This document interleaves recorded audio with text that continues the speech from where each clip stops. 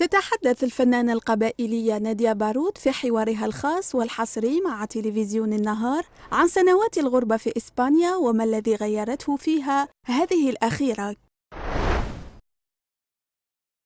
لماذا ابتعدت عن التمثيل بعد أوبرة حيزية ومسلسل قلوب ضيقة وفيلم بابا نوح؟ ومن هي الشخصية التاريخية الفذة التي تتطلع لتجسيدها؟ كما تبدي بارود رأيها في أحسن مغن احترف التمثيل من وجهة نظرها، رأيها في برامج الهواة من ألحان وشباب إلى ستار أكاديمي وأرب أيدل. هل أثرت الأصوات الجديدة على جيلها؟ وهل يزعجها أن يقال أنها مطربة العائلات والجمهور المثقف فقط؟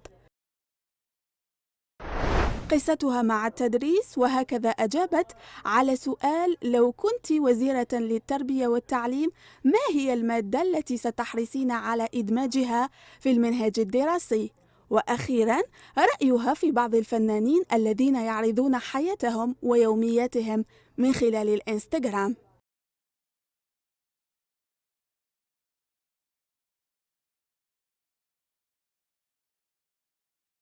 صح، كان نوعا من سبب للناس اللي تتحجج انه انا بعيده، لكن الناس اللي فعلا تقدر وش قدمت وتقدر خدمتي كانت دايما مساندتني وواقفه معايا.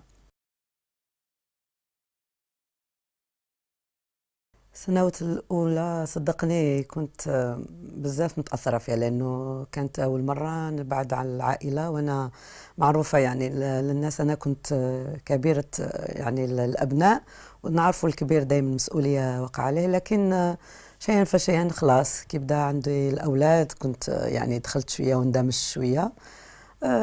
لكن الغربة تبقى غربة بعيدة عن الوطن، كما تكون يعني مزينة وفيها بزاف امور اللي ممكن تساعد في حياتك اليوميه، لكن تبقى غربه بعيد على الاهل وكاع ماشي شيء ماشي سهل كما يقولوا. طبعا اختياري، طبعا ماشي اجباري، اختياري يعني تقدرش نقول يعني، لكن اختياري طبعا. البنت كي يجي وقت اللي لازم تغادر فيه وتتبع الزوج تاعها، كان هذا هو اختياري، انه لازم نكون مع زوجي في المكان اللي عايش فيه وهذه هي.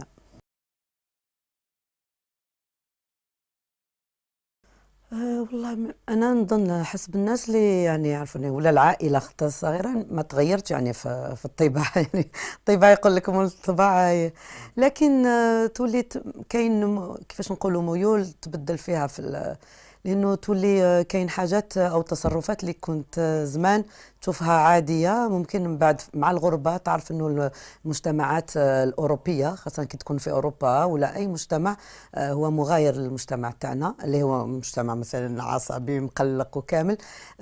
كسبت شويه نوع من الهدوء، شويه في العقليه تاعي رجعت اقل نرفزه هكذا ديريكتومون باش نقول لك صراحه.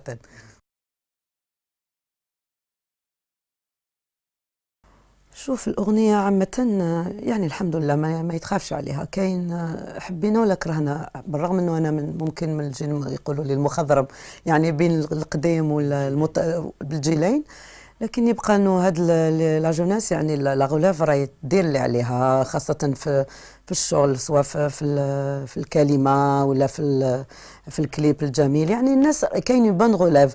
يبقى أنه كيفاش نقولوا تقنين هاد الناس يعني تمشيهم كيفاش ممكن انه كما نقولوا الهيئات اللي هي مسؤوله على الثقافه يكون فيه تقنين لهاد الناس، وهذه هي باش كل واحد يعطوا له يؤدي دوره كما لازم، وهذا ما كان.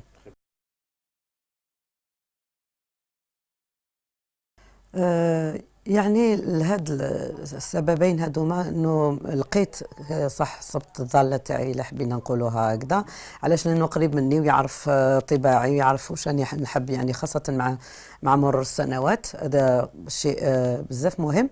لكن عمري ما غلقت الباب امام الملحنين، يعني والدليل انه مازالني على اتصال بزاف ملحنين اللي تعاملت معاهم. كاين مشاريع ان شاء الله ممكن. كنت يعني تقدمت بطلب دا كمال حمادي، ممكن يكون فيه شغل عن قريب معاه. كذلك مجاهد حميد، يعني حابه يعني نتمنى يكون فيه هكذا دي شانسون، يعني متمنيه نغنيهم انكور مازال.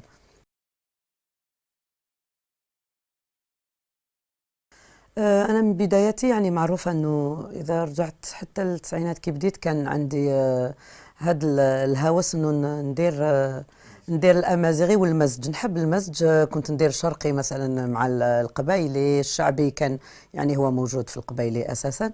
لكن طبعا أنه يقول لك العبد أو الإنسان هو البيئة تاعو دائما تأثر فيه. وهذا التزاوج نقول موجود يعني من زمان، مش فقط أنا اللي جبته، يعني مش جديد. لكن حبيت هذا المزج وقدمت عليه وما ندمتش. هذه هي.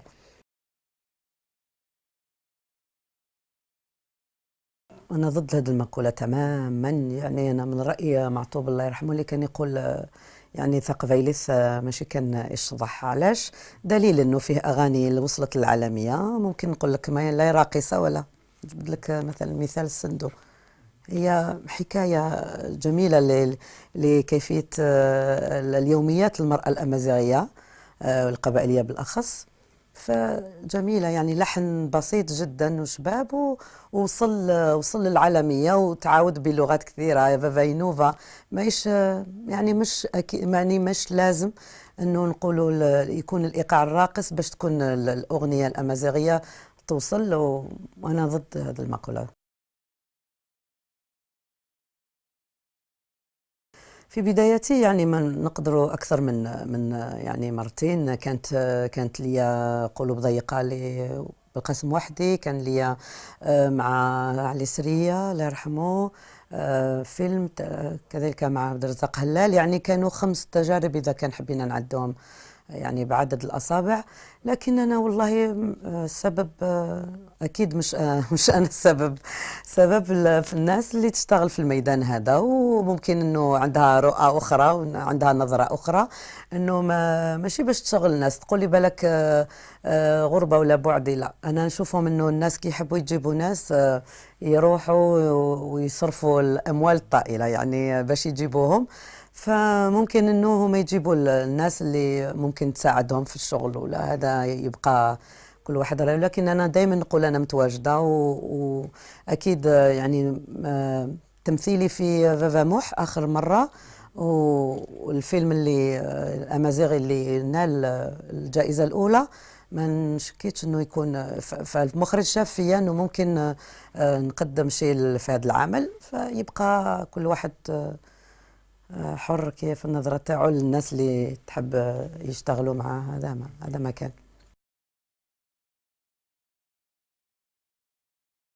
طبعا البداية دائما ما تنساهاش، لأنه نذكرك أنه حزية قدمتها في بداياتي وكنت متحمسة وزدت جمعت بين التمثيل والغناء. وهذا أحب شيء للفنان الشامل، أنه يجمع بين هاد لي دو شوز اللي هما يحبهم. لأنه أنا كنت في بداياتي تنشيط تمثيل وغناء، لكن جاتني فرصة مع عند يعني ديوان الثقافة والإعلام أنه نجمع بين هاد الزوج. كانت عبالك ما تصورش الفرحة تاعي. وقدمناها، والدليل انه نجاح هذه الاوبرات لحد الان. ويعني مشاركتنا في مهرجانات كثيره اللي منها مهرجان جراش القاهره فكانت اكيد هي الفرصه اللي كنت بزاف فرحت بها وهي اللي كانت عجبتني طبعا اكثر.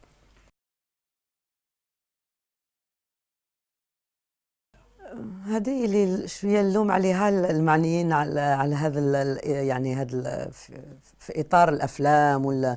قلت انه في بداياتي كنت قدمت يعني واحد السي في تاع الفنان كي تجي واحد يعني يشوف مجموعه. انا الدور اللي نحلم به هو الدور اللي يعني اللي نشوفه هو التاريخي يعني الكلام بالفصحى، لأنه أنا شفت أنه عملت دراستي في اللغة العربية، وزيد التمثيل كنت نحبه، فكنت نشوف يعني كنت نستنى في كل مرة يقولوا أو ندار فيلم تاريخي وكذا وكذا. حتى بالنسبة لفاطمة سومر قلت يعني كنت نتمنى أنه يعرضوا علي على الأقل دور هكذا، لأن ممكن كنت حابة يعني على بالي كنت نأديه بحب على الأقل، ماش نقول لك لأنه الحكم من بعد الجمهور، لكن كنت هذا هو اللي كان أحب دور اللي حابة نديره.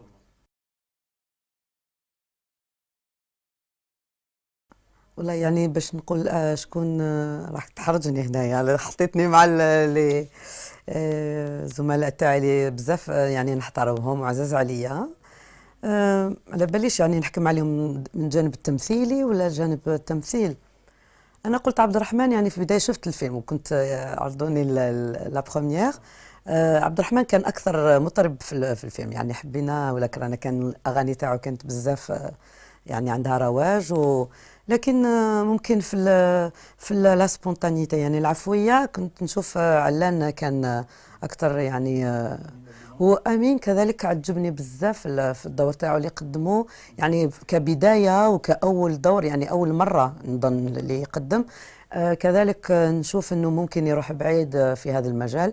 لأنه شوفوا انه ما مثل فقط، يعني ما غناش.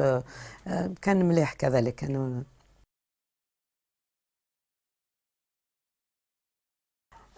كيفاش نحكي لهم على بالك البدايات خاصة في التسعينات صعيبة بزاف. كانت يعني البنت هكا صغيرة تجي وتحب تجي يعني بكل حب لهذا الميدان. وزيد كي تفتح لك باب هكذا من أي باب صغير، يعني الميدان يتحبه.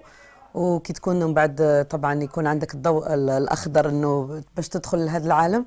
هذاك البرنامج كان بالنسبة لي متنفس يعني، وكانت فرصة كبيرة لي أنه باش نظهر و يعني من خلال التلفزيون الجزائري، وكانت أول خطوة يعني حطيتها في العالم هذا، عالم الغناء.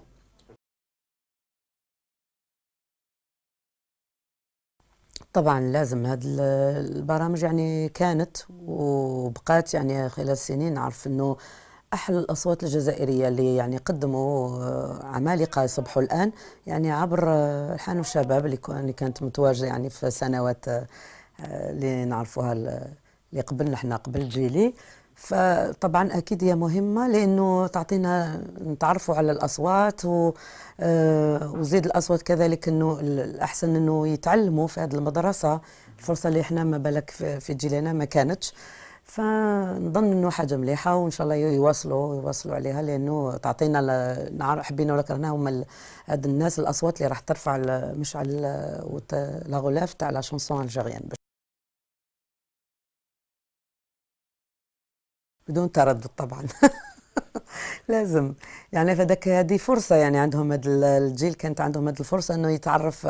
يعني الحاجه اللي ممكن تحز في نفسيه الجيل تاعي انا انه ابار يعني لي شونتور اللي قدروا يروحوا يعني كانت عندهم الفرصه باش يروحوا زعما يبيرس وحدهم بامكانياتهم وكذلك، لكنه هذه فرصه لا تعوض انك تروح.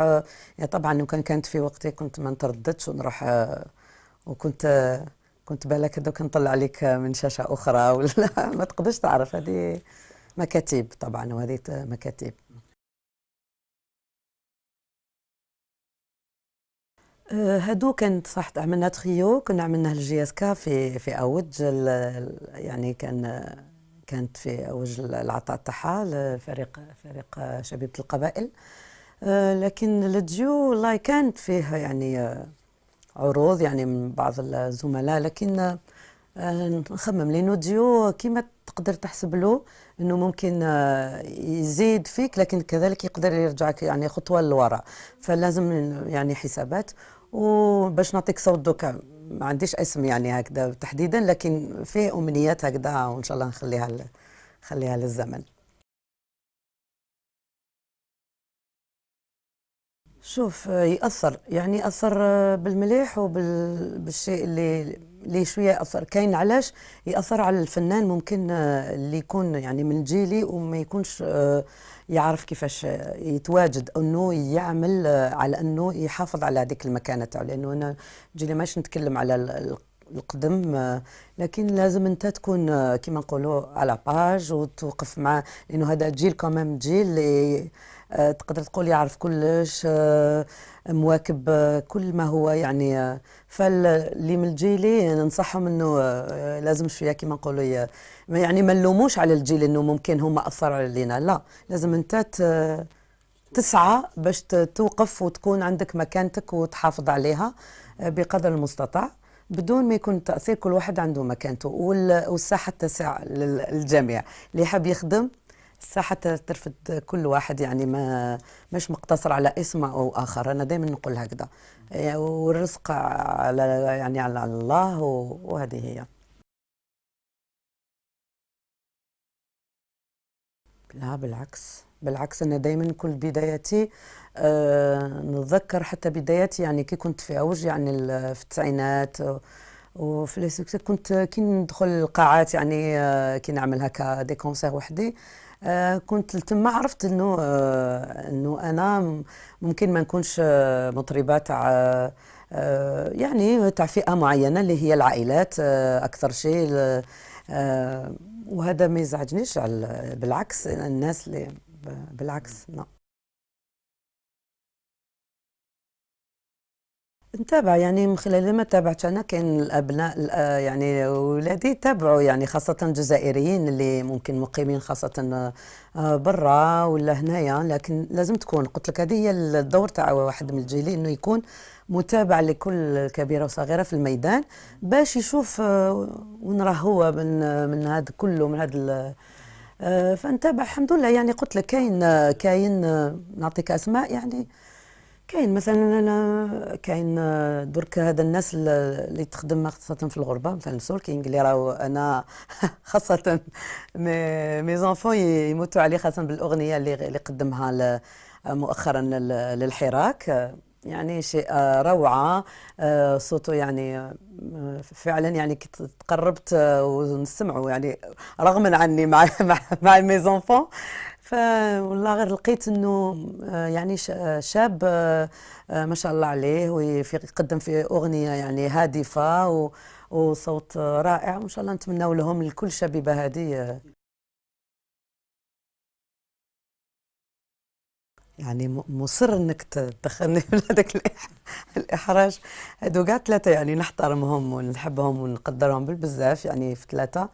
لكن انا يعني ما في يعني في مون انتوراج دائما نقولها ويعرفوا ميلي اكثر للتكفاري ناس. هو يعني كي تلاقوا من يعني من صغري نحبه، سواء على الكلمه تاعو ولا اللحن، وخاصه الصوت يعني رائع.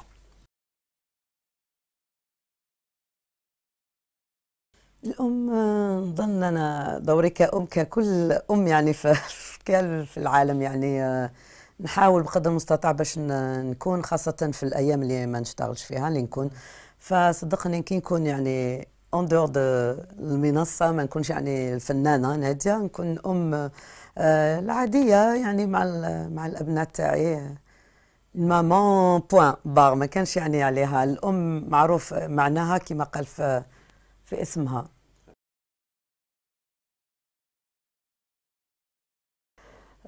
صح. يعني شوف كاين الغربة كي الأطفال تاعك يزيدوا برا الجزائر، وخاصة في مجتمع يعني غريب ومجتمع ماشي مسلم.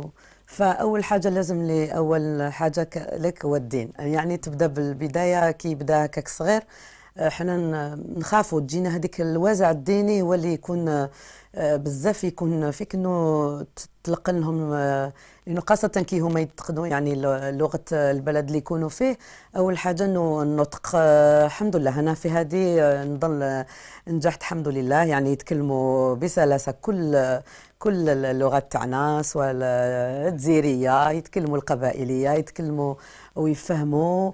قلت لك الوازع يعني الدين، ثم ياتي الوطن وكل ما يعني يمت بصله لهذا هذا الوطن تاعنا الجزائر. التقاليد، العادات، الأكل تاعنا، يعني كلش، والحمد لله في هذا الشيء. يعني شوف ميليسا، كاميليا ويانيس، نقدر نأكد لك انه جزائريين. شفت كيما الفرقة هذه اللي فرحتنا في آخر مرة، نقولوا لهم يعطيهم الصحة. هكذاك، يعني ما تقولوش اللي هو راه برا الوطن، لكن شوف بقاو.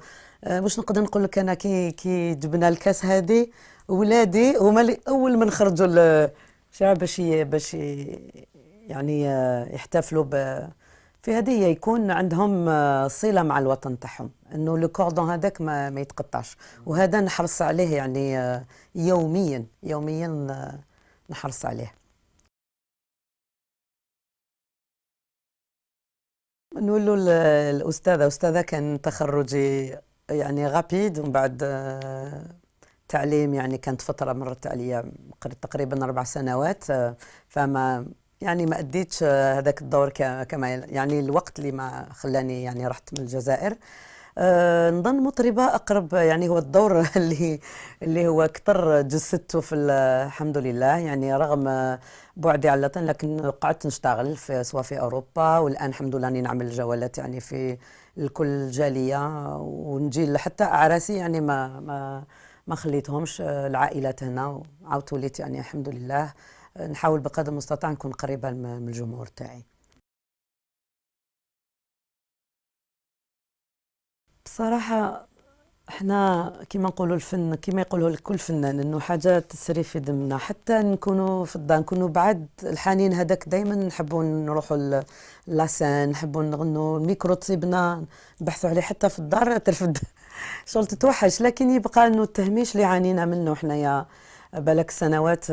بدايتي لا الحمد لله كانت بيان، لكن من بعد نوع من التهميش اللي كان ممكن نخمم لها مرتين، انه ممكن كان يعني نواصل في التعليم. وكما بزاف فنانين نعرفوا انه كانوا يعني يمارسوا مهنه، لانه هذا الفن ما يعيش يعني صراحه.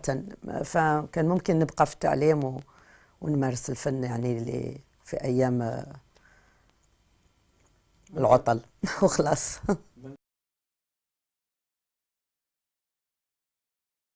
لو كنت يعني حتى لو كان شكيت نكون، لكن لو كنت وزيرة تربية يا سيدي كون قعدت راني مديرة يعني الزملاء صعب باش نلحق وزيرة.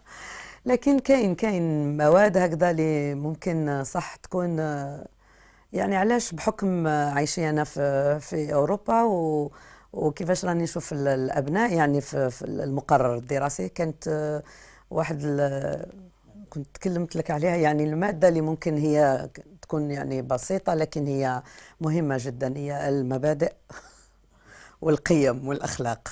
كاين هاد الموديول يقراوه الأبناء تاعي، يعني صدقني التما يعلموا لهم مني هما صغار كيفاش يعني يتعامل مع أبسط الحاجات، حتى الرد على الكبير، كيفاش يتعامل في الشارع، كيفاش يتعامل مع الأولياء، تعامل مع الدين، تعامل يسميوها هكذا، يعني جلت على المبادئ.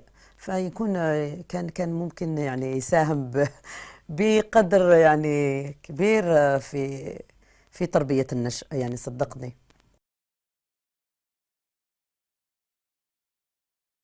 يعني شو نقول لك انا باش نهاجم، نقول هذه حرية شخصية، كل واحد شخصيته كيفاش.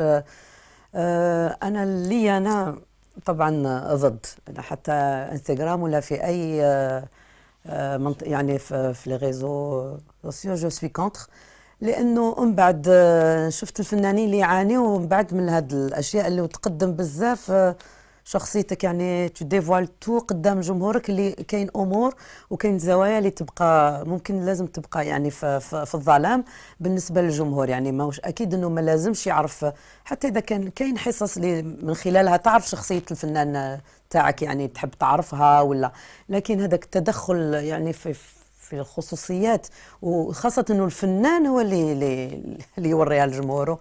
انا اكيد ضد هذا الشيء. شو نقول لهم اذا كان فيه يعني نسبه قعدت معايا كل هاد السنين، نقول لهم دائما، نقول لهم نشكرهم اذا قعدوا، لانه عبر التواصل يعني مواقع التواصل راني نشوف انه كاين ناس بزاف قعدوا كيفاش نقولوا اوفياء من يعني من بداياتي من التسعينات يتبعوا فيا ومازالوا يحبوا يشوفوا جديد تاعي وكامل. نقول لهم اولا شكرا على هذا الوفاء، لانه نحبكم كما بقدر اللي تحبوني نتوما وتقدروني نقدركم، وحنا نحاولوا بقدر يعني اللي قدرنا انه نجيب لكم جديد ونبقاو متواجدين معاكم. وهذه هي، وشكرا على هذه المحبة اللي تبادلوني إياها، وإن شاء الله نكون دايما عند حسن ظنهم. هذا ما كان. شكرا لكم.